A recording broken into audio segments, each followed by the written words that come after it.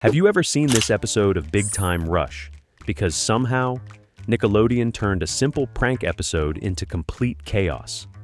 This might be one of the best episodes the show ever made. Back in the early 2000s, Nickelodeon was on an absolute generational run. iCarly, Victorious, Drake and Josh.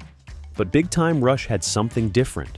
It understood one thing perfectly: pure energy. And Big Time Pranks might be the best example of that. At first, the episode seems simple.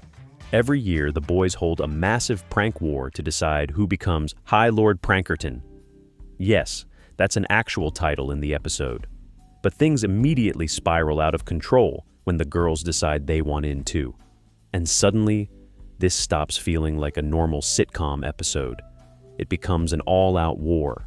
Pies, glue traps, fake crying, destroyed guitars, exploding smoothies. Every 5 seconds, something ridiculous happens. And somehow, it doesn't get boring. What made early Nickelodeon shows work so well was momentum. This episode constantly throws new ideas at the viewer.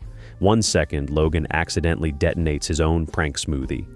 The next second, someone's getting ambushed by an entire army of girls holding pies. And the episode keeps escalating. That's the genius of it. Every prank feels bigger than the last one. Even the side plots are completely insane. Logan ends up with a terrifying doctor named Dr. Hollywood, who somehow thinks a chainsaw is acceptable medical equipment. Meanwhile, Gustavo and Kelly are forced to switch jobs and immediately realize how horrible each other's lives are. The entire episode feels chaotic in the best possible way. And that's exactly why people still remember it. It's kids' nostalgia.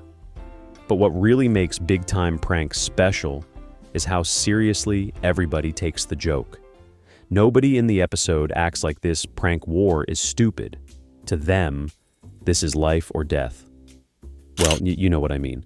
And that commitment makes everything funnier. The show fully embraces the insanity. That's something a lot of modern kids' shows are afraid to do now. And honestly, that's why Nickelodeon dominated the early 2000s. These shows understood that if you fully commit to a ridiculous idea, people will remember it forever. Even years later, episodes like this still feel weirdly iconic. Not because they were deep, not because they were emotional, but because they were unforgettable.